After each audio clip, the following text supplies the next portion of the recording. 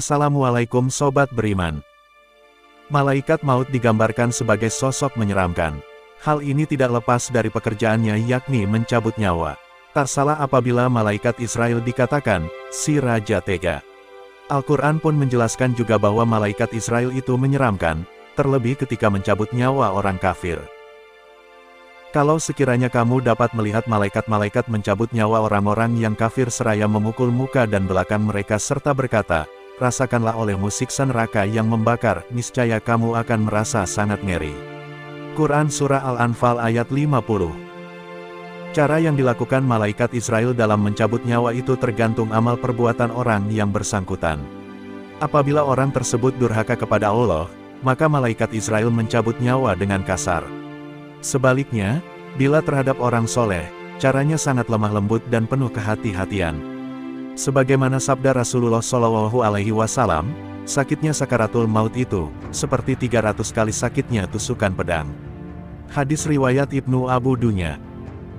Tahukah Anda, bahwa terdapat kisah mengenai malaikat Israel yang merasa tidak tega mencabut nyawa seseorang, bahkan, hingga meneteskan air mata. Berikut adalah kisah bagaimana Israel mencabut nyawa Nabi Idris, sang kekasih Allah, yang merupakan sahabat malaikat maut. Diriwayatkan, bahwa Nabi Idris, alaihissalam merupakan seorang ahli ibadah, kuat mengerjakan sholat hingga puluhan rakaat dalam sehari semalam, dan tak pernah berhenti berzikir. Catatan amal Nabi Idris, alaihissalam yang sedemikian banyak, setiap malam naik ke langit. Malaikat maut pun menaruh perhatian terhadap Nabi Idris, alaihissalam. Israel lantas memohon pada Allah untuk diperkenankan mengunjungi Idris. Permohonan tersebut akhirnya dikabulkan oleh Allah Subhanahu wa Ta'ala. Dengan menyerupai seorang laki-laki yang tampan, Israel kemudian bertamu ke rumah Nabi Idris. Assalamualaikum, ya Nabi Allah, salam malaikat Israel. Waalaikumsalam warahmatullah, jawab Nabi Idris, alaihissalam. Karena menyerupai manusia, Nabi Idris, alaihissalam sama sekali tidak menyadari bahwa lelaki yang bertamu itu adalah Israel. Sama halnya tamu lainnya, Nabi Idris melayani malaikat Israel, kemudian saat hendak mendekati waktu berbuka puasa, Nabi Idris mengajaknya makan bersama. Namun, ajakan tersebut ditolak oleh malaikat Israel. Usai berbuka puasa, Nabi Idris tidak lupa menghususkan waktunya untuk menghadap Allah hingga keesokan harinya. Malaikat Israel terus memperhatikan apa yang dilakukan Nabi Idris. Setiap harinya, ia melihat Nabi Idris terus-menerus berzikir, dan hanya mengeluarkan kata-kata yang baik-baik saja. Suatu hari, tamunya oleh Nabi Idris diajak berjalan-jalan ke sebuah perkebunan yang mana pohon-pohonnya sedang berbuah, ranum dan sangat menggoda. Israel pun kemudian menguji Nabi Idris. Izinkanlah saya memetik buah-buahan ini untuk kita, pinta malaikat Israel. Subhanallah, kata Nabi Idris, alaihissalam. Kenapa? Malaikat Israel bertanya dan pura-pura terkejut. Buah-buahan itu bukan milik kita, jawab Nabi Idris. Semalam Anda menolak makanan halal, dan kini Anda menginginkan makanan haram.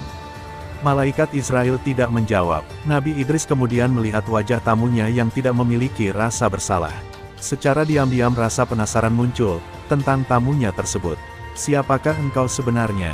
Tanya Nabi Idris. Aku malaikat Israel. Israel menjawab. Nabi Idris seketika terkejut, bahkan tidak percaya sampai-sampai tubuhnya bergetar tak berdaya. Apakah kedatanganmu untuk mencabut nyawaku?